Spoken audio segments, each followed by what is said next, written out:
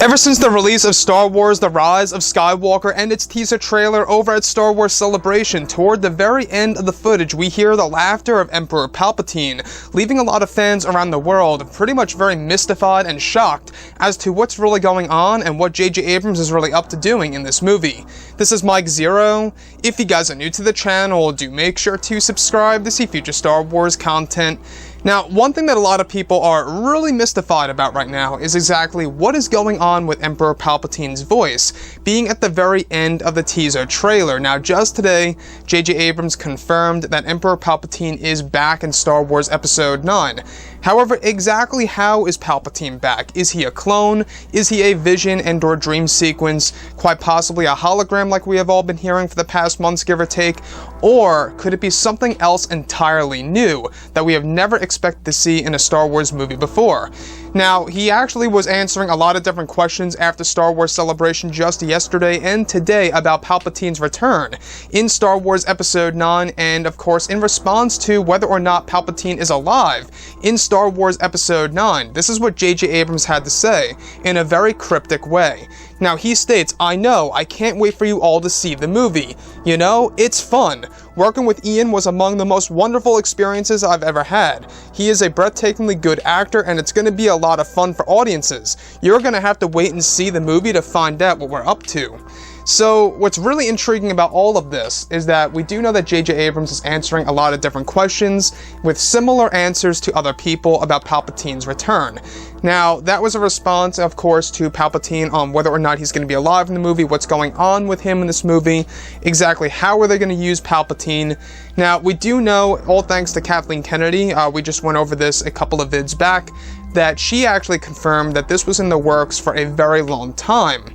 Now, I'm not quite sure if that means that this was in the works or in the cards per se during, of course, the production of The Force Awakens, or if this was in the cards during the production of course, The Last Jedi.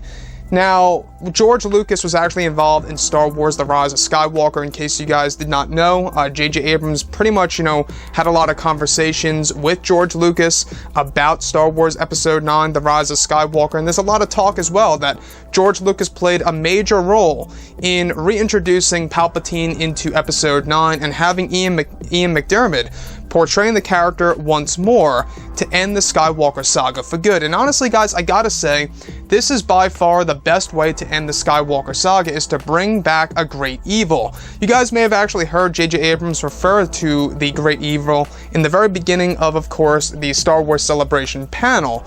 In the very beginning, Stephen Colbert was asking him questions on and off about what's going on with this movie, and he actually pretty much, said something about a greater evil, or a great evil. And Stephen Colbert kept on asking him, what's the great evil, I may ask? And J.J. Abrams just kept silent, he didn't say a word. Mind you, that was before the teaser trailer dropped. So, if it's a great evil, right, Palpatine must be alive in Episode 9 in some way, shape, or form. Either he never died, or he is now in the form of a clone, through essence transfer by transferring his consciousness into a younger body of his own. Just like what we did in, of course, the expanded universe within the Dark Empire comic line. So Emperor Palpatine, bringing him back, is it a sign of desperation by Disney and Lucasfilm? A lot of people are asking questions about this, on whether or not this is an act of desperation by Disney, or if this is a genuine move by, of course, Disney and Lucasfilm to really make the fans happy. Now, I would like to say that bringing Palpatine back into the equation here, it may make things a little bit difficult for the character of Supreme Leader Snoke.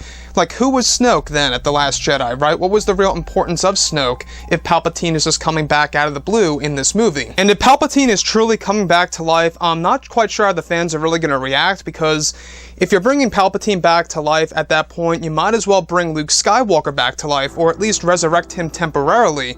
Like some of the leaks that we have been going over, there's a lot of hints out there of Luke's resurrection taking place in this movie, at least in a temporary way, kind of similar to what we have seen in other films and other franchises out there around the world.